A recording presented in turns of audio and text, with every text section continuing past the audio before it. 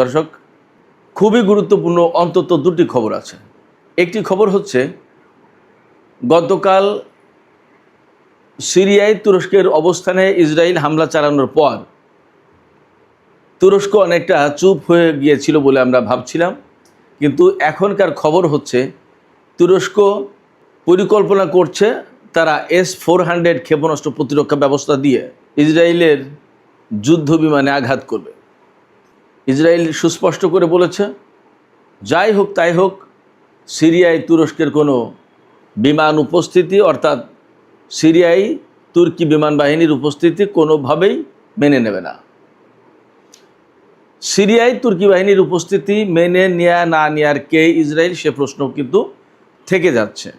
আমরা সামনে এগিয়ে গেলে আরও যে গুরুত্বপূর্ণ খবর পাই সেটি হচ্ছে ইরানের জাতীয় নিরাপত্তা এবং পররাষ্ট্রনীতি সম্পর্কিত যে সংসদীয় কমিটি, সেই কমিটির সদস্য ফাদা হোসেইন মালিকি, তাকে জিজ্ঞেস করা হয়েছে আমেরিকা যদি ইরানের উপরে পরমাণু বোমা দিয়ে হামলা চালায় ইরান কি করবে। তার জবাবে তিনি কি বলেছেন?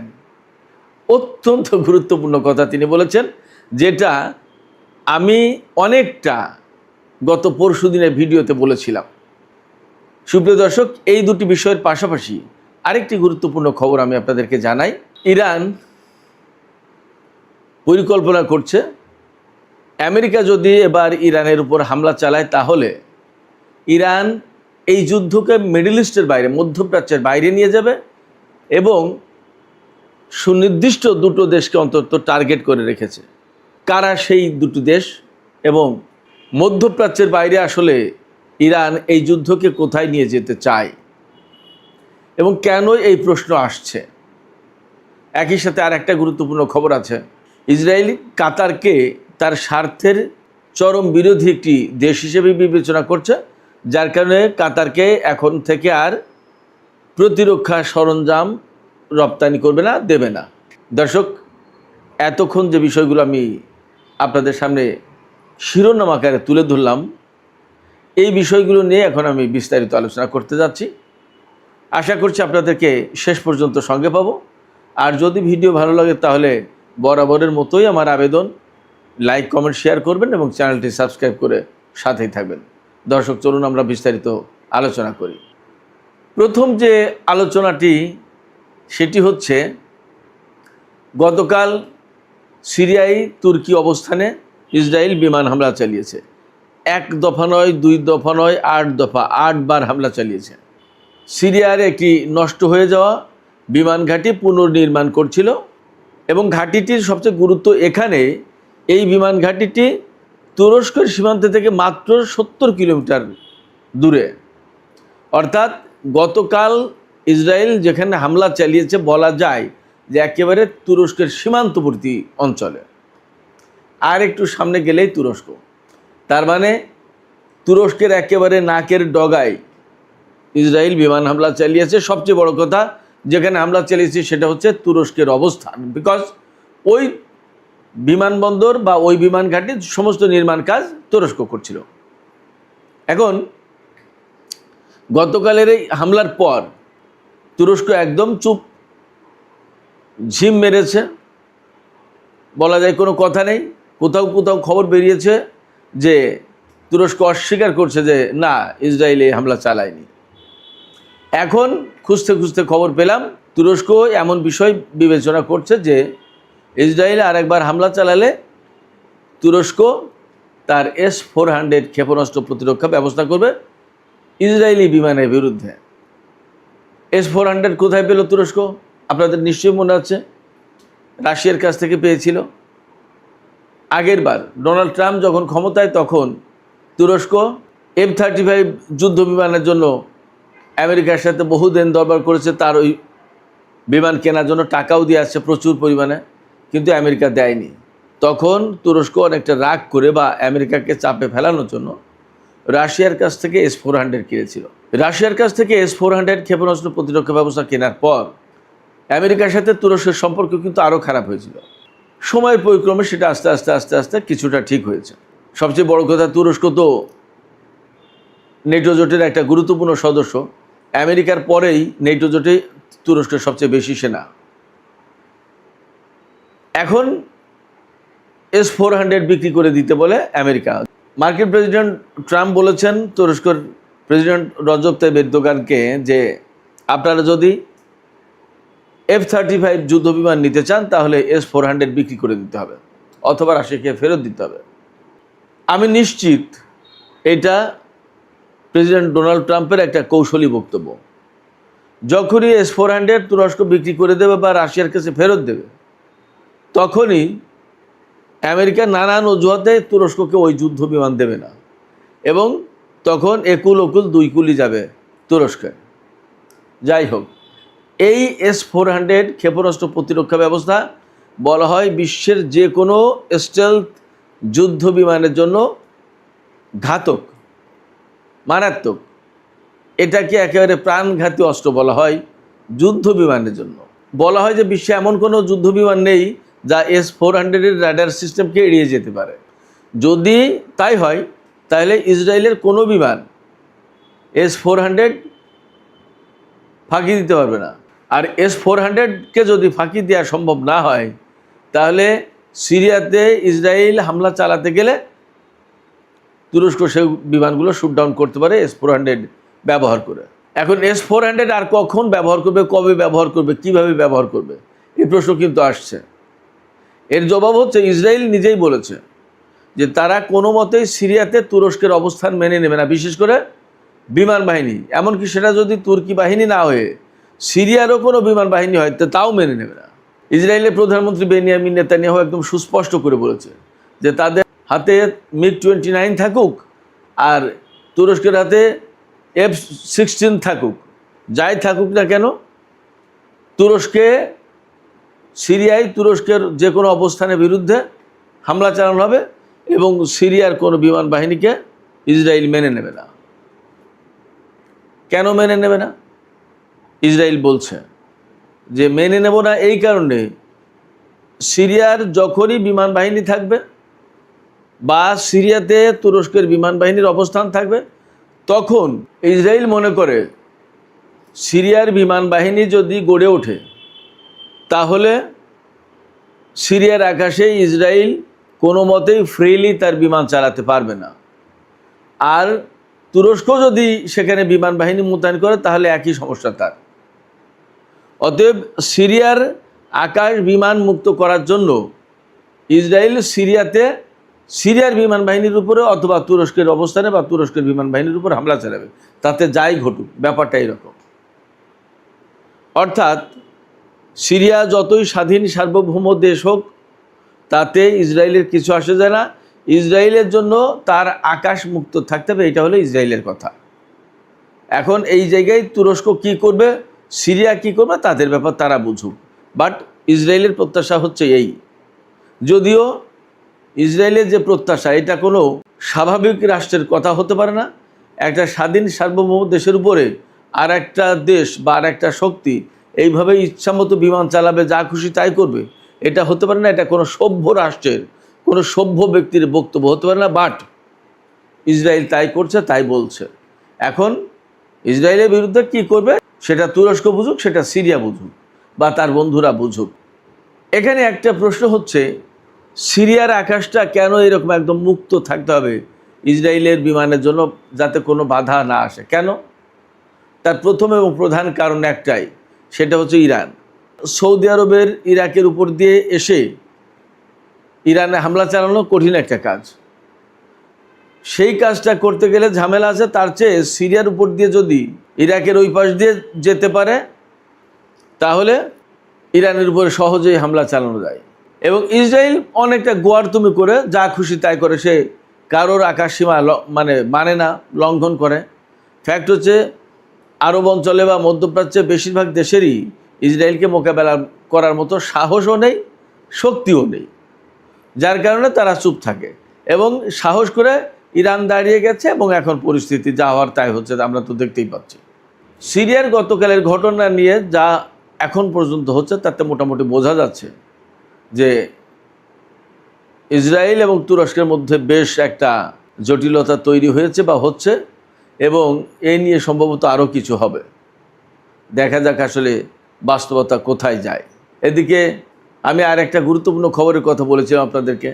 ইরানের জাতীয় নিরাপত্তা এবং পররাষ্ট্রনীতি সম্পর্কিত সংসদীয় কমিটির একজন সদস্য ফাদা হোসেন মালেকি, তিনি খবর অনলাইন নামে একটা পত্রিকা, তাকে দেওয়া সাক্ষাৎকারে বেশ গুরুত্বপূর্ণ কিছু কথা বলেছেন।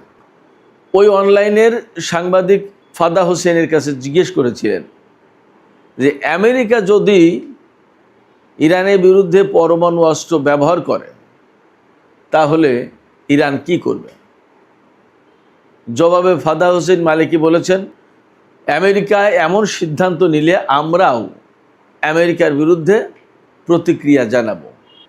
তিনি বলেছেন, তারা যে ধরনের অস্ত্র দিয়ে হামলা করবে আমাদের প্রতিক্রিয়াও সে ধরনের হবে। তখন সাংবাদিক আরেকবার জিজ্ঞেস করেছেন, তাহলে কি আপনারা আমেরিকার বিরুদ্ধে পরমাণু অস্ত্র ব্যবহার করবেন? তখন ফাদা হোসেন মালিকি বলেছেন যে আমেরিকা যে ধরনের অস্ত্র ব্যবহার করবে ইরানের প্রতিক্রিয়াও তার সঙ্গে সামঞ্জস্যপূর্ণ হবে। এখন আপনারা এর থেকে যা বুঝে নিতে পারেন।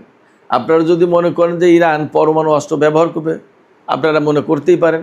আপনারা যদি মনে করেন যে না, পরমাণু অস্ত্র ব্যবহার করবে না, হয়তো এমন অস্ত্র ব্যবহার করবে যেটা পরমাণুর সমান, হাইড্রোজেন বোমা, তাহলে তা ভাবতে পারেন।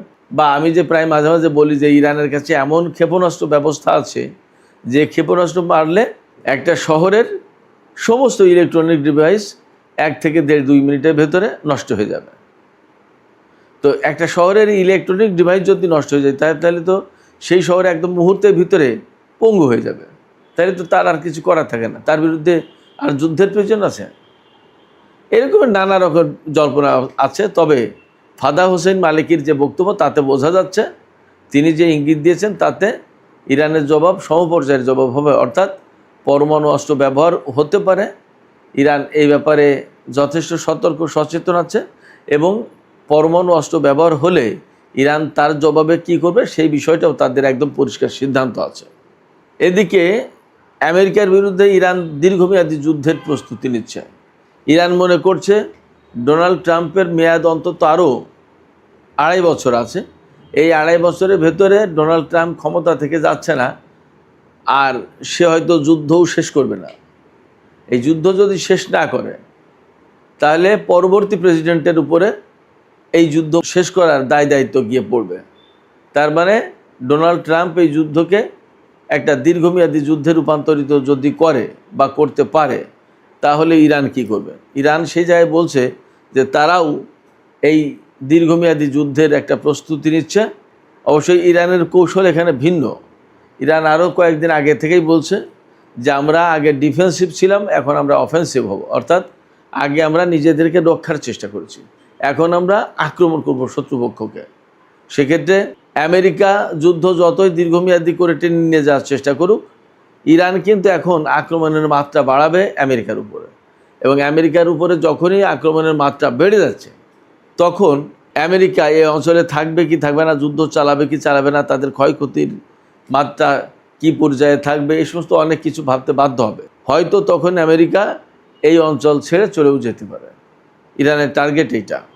সেই জন্য ইরান বলছে যে আমরা দীর্ঘমেয়াদী যুদ্ধের প্রস্তুতি নিচ্ছি।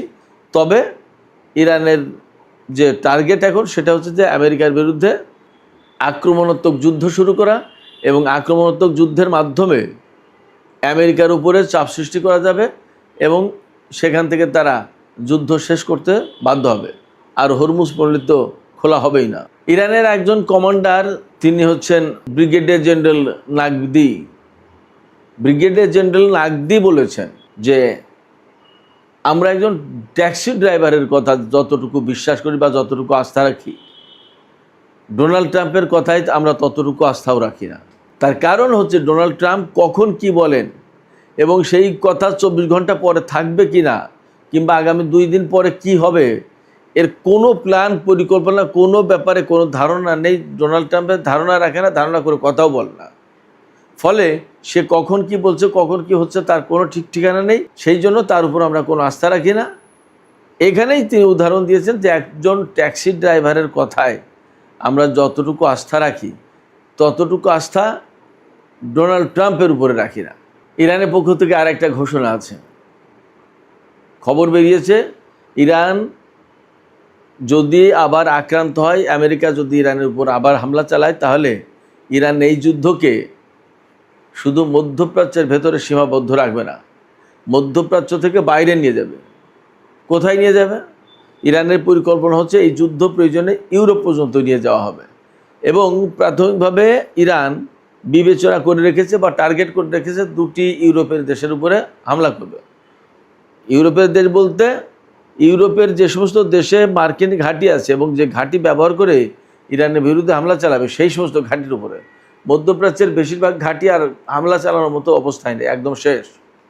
মার্কিন পঞ্চম নৌবহরের ঘাঁটিতে একেবারেই শেষ, এবং পঞ্চম নৌবহরের ঘাঁটি শেষ হয়ে যাওয়ার কারণে সেখান থেকে আমেরিকা কোনো সাপ্লাই দিতে পারছিল না আব্রাহাম লিঙ্কন জাহাজে, যার কারণে আব্রাহাম লিঙ্কনের খাদ্যের অভাব দেখা দিয়েছে, সমস্ত সব কিছুর অভাব দেখা দিয়েছে। যে সমস্ত সংকট তৈরি হয়েছে আব্রাহাম লিঙ্কনের, সেটা মূলত এই কারণে। বাহরাইনের পঞ্চম নৌবহরের ঘাঁটি একদম শেষ, সেখান থেকে আর রিসাপ্লাইয়ের কোনো সুযোগ নেই। এই কথা পিট হেগসেস ডোনাল্ড ট্রাম্পের কাছে গোপন রেখেছে। এখন যখন আব্রাহাম লিঙ্কনের অবস্থা খুব খারাপ, যখন খবর ছড়িয়ে পড়েছে, তখন আর গোপন রাখতে পারছে না। এখন এই বিমানবাহী রণতরীকে সরিয়ে নিয়ে যাওয়ার চেষ্টা করছে। একইভাবে মধ্যপ্রাচ্যের বেশিরভাগ ঘাঁটি ধ্বংস হয়ে গেছে। সে কারণে আমেরিকাকে এখন ইরানের বিরুদ্ধে হামলা চালাতে হলে আশপাশের নিকটবর্তী যে সমস্ত ইউরোপীয় দেশ আছে, যাদের ঘাঁটিতে বিমান বা ক্ষেপণাস্ত্র রেখে সেখান থেকে ইরানের উপর হামলা চালাবে। তো ইরান সেই সমস্ত জায়গায় পাল্টা হামলা চালাবে, টার্গেটটা এই করেছে, পরিকল্পনা এরকম। এই ক্ষেত্রে কোন দুটো দেশের কথা ভাবা হচ্ছে? ইরান বিবেচনা করছে প্রথমত বুলগেরিয়াকে, পূর্ব ইউরোপের দেশ বুলগেরিয়া, হাঙ্গেরি বুলগেরিয়া পাশাপাশি দেশ। এই বুলগেরিয়া থেকে তাদের ঘাঁটি ব্যবহার করে ইরানের উপর হামলা চালানো হতে পারে। ইরানও প্ল্যান করছে যে তারা এই সমস্ত দেশে মার্কিন অবস্থানে হামলা চালাবে। আর একটা হচ্ছে সাইপ্রাস। সাইপ্রাস হচ্ছে ভূমধ্য সাগরের ভেতরে একটা দ্বীপ দেশ, ইসরায়েল, সিরিয়া, তুরস্ক থেকে বেশ কাছে। এই সাইপ্রাস বেসিক্যালি ইউরোপের ভেতরে পড়েছে এখন দেশ হিসেবে। এই সাইপ্রাস থেকেও সেখানে সাইপ্রাসের ঘাঁটি ব্যবহার করে আমেরিকা ইরানের উপর হামলা চালাতে পারে। যদি হামলা চালায় তাহলে ইরান সাইপ্রাসের উপরেও হামলা চালাতে পারে।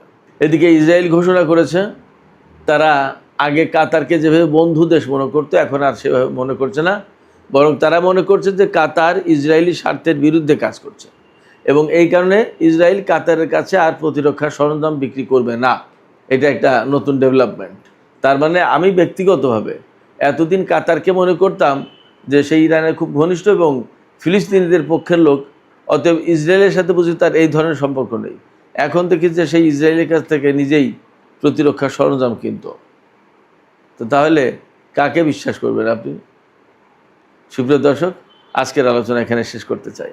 আলোচনা শেষের আগে আপনাদের কাছে আপনাদের মতামত জানতে চাই, আপনারা কি মনে করছেন?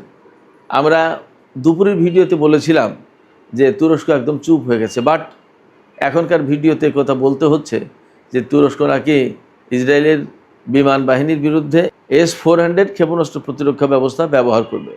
যদি তাই হয় তাহলে ইসরায়েল এবং তুরস্কের ভেতরে কি বড় ধরনের সংঘাতের দিকে যাচ্ছে পরিস্থিতি? আপনাদের কি মনে হয়? আপনাদের মতামত জানিয়ে কমেন্টে লিখতে পারেন। আর ভিডিও ভালো লাগলে লাইক, কমেন্ট, শেয়ার করবেন এবং চ্যানেলটি সাবস্ক্রাইব করে সাথেই থাকবেন।